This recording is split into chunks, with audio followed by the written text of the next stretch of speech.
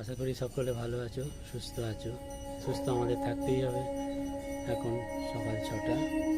আজ তোমাদের সূর্য নমস্কার করে দেখাই। আমার সাথে সাথে সকলেই তোমরা সূর্য নমস্কার করো। যারা নতুন তারা আগে দেখো ভালো করে,